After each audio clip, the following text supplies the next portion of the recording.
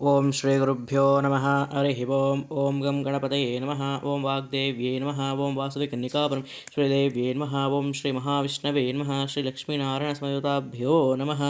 ವಿಷ್ಣು ಪುರಾಣವು 6 ಭಾಗಗಳಾಗಿ ವಿಂಗಡಣೆ ಮಾಡಲಾಗಿದೆ.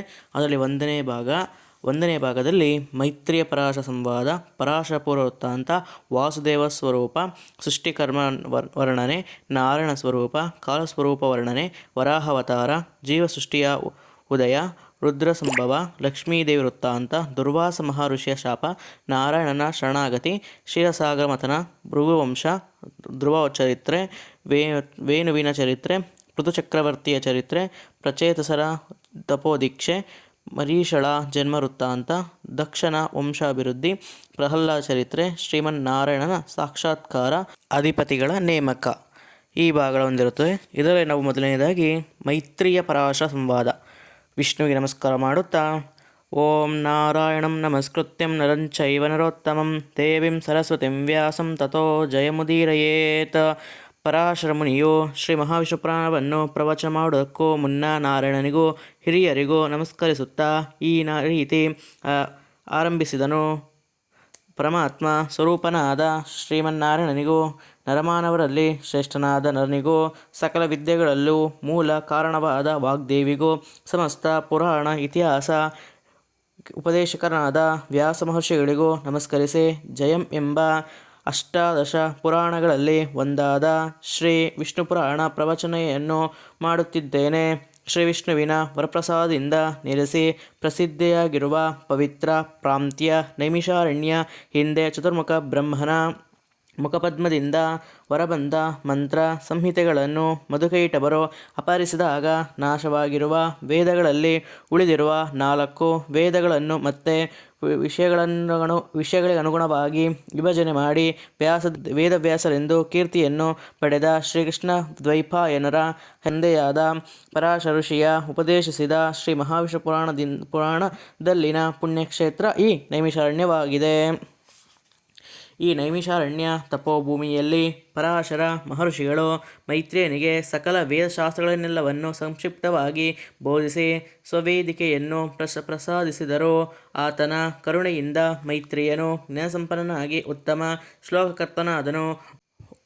ಒಮ್ಮೆ ಮೈತ್ರೇಯ ಮಹರ್ಷಿಗಳು ಪ್ರಭಾತ ಸಮಯದಲ್ಲಿ ಕಾಲ ಕೃತ್ಯಗಳನ್ನು ಮುಗಿಸಿ ಸುಖಾಸೀನನಾಗಿ ಆಚಾರ್ಯರಿಗೆ ವಂದಿಸಿ ಅವರ ಮನಸ್ಸನ್ನು ಪ್ರಸನ್ನ ಮಾಡಿಕೊಂಡು ತನ್ನಲ್ಲಿನ ಸಂದೇಹಗಳನ್ನು ಅವರಿಗೆ ತಿಳಿಪಡಿಸಿ ಅವರುಗಳಿಗೆ ಪರಿಹಾರವನ್ನು ಸೂಚಿಸುವಂತೆ ಪರಾಶರನನ್ನು ಬೇಡಿದನು. ಆಗ ಪರಾಶರರು ಮೈತ್ರೇಯನನ್ನು, ಗುರುಗಳೇ, ನೀವು ದಯೆ ತೋರಿ ನನಗೆ ಅನುಗ್ರಹಿಸಿದ ವಿದ್ಯೆಯನ್ನು ಶ್ರದ್ಧೆಯಿಂದ ಅಧ್ಯಯನ ಮಾಡಿ ಅವುಗಳ ಸಾರವನ್ನು ಗ್ರಹಿಸಿದ್ದೇನೆ. ಅನಂತ ಜ್ಞಾನ ಸಂಪನ್ನನಾದ ಪರಮಾತ್ಮನು ಸಾಕಾರಕ್ಕಾಗಿ ಅನೇಕ ನಾಮರೂಪಗಳಲ್ಲಿ ಗೋಚರಿಸುತ್ತಿದ್ದಾನೆ. ಅವರಲ್ಲಿ ಯಾರಿಂದ ಸರ್ವಲೋಕಗಳು ಪ್ರವರ್ತಿಸುತ್ತಿವೆ, ಯಾರು ದೇವೇಂದ್ರಾದಿಗಳಿಗೂ ಸಹ ನಾಯಕ ಸ್ಥಾನನಾಗಿದ್ದಾನೆ, ಯಾರನ್ನು ಸೇವಿಸಿ ಉಪವಾಸ ಮಾಡಿ ಭಕ್ತರು ತಮ್ಮ ಅಭಿಷ್ಟಗಳನ್ನು ನೆರವೇರಿಸಿಕೊಳ್ಳುತ್ತಿದ್ದಾರೆ, ಯಾರು ಮಹಿಮೆಯನ್ನು ಕೊಂಡಾಡಿದರೆ ಇಹಪರ ಸುಖಗಳು ಸುಲಭವಾಗಿ ಉಂಟಾಗುತ್ತಿವೆ, ಸಕಲ ಚರಾಚರ ಭೂತ ಪ್ರಪಂಚ ಸೃಷ್ಟಿ ಸ್ಥಿತಿ ಲಯಗಳಿಗೆ ಕಾರಣರ್ಯಾರು, ಅನೇಕ ಗ್ರಂಥಗಳಲ್ಲಿ ಅನೇಕ ರೀತಿಯಲ್ಲಿ ವರ್ಣಿಸುವ ಈ ಸಂದೇಹಗಳಿಗೆ ಯಾವ ರೀತಿಯಾಗಿ ಉತ್ತರಗಳನ್ನು ಸಮನ್ವಯಗೊಳಿಸಬೇಕು, ಪೃಥಿವ್ಯಾದಿ ಪಂಚಭೂತಗಳಿಗೂ ಕಾರಣವೇನು, ಸಪ್ತಸಾಗರಗಳು ಸಪ್ತದ್ವೀಪಗಳು ಕುಲ ಪರ್ವತಗಳು ಎಷ್ಟು ವಿಸ್ತಾರವನ್ನು ಹೊಂದಿವೆ, ಗ್ರಹತಾರೆಗಳ ಸಂಚಾರ ಕ್ರಮ, ದೇವಾಸುರರ ಜನನ, ಮನ್ವಂತರಗಳು, ಯುಗಗಳು, ಕಲ್ಪಗಳು ಇತ್ಯಾದಿಗಳ ಕಾಲಗಣನೆಯು ಯಾವ ರೀತಿಯಾಗಿ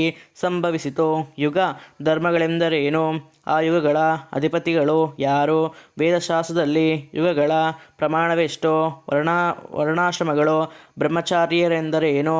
ಗುರುಗಳೇ, ನನ್ನ ಮನಸ್ಸಿನ ಉಂಟಾಗಿರುವ ಸಂಶಯವನ್ನು ತಾವು ದಯೆ ತೋರಿ ನಿವೃತ್ತಿಗೊಳಿಸಿ ಬೇಕೆಂದು ಬೇಡಿಕೊಳ್ಳುತ್ತಾನೆ ಎಂದನು.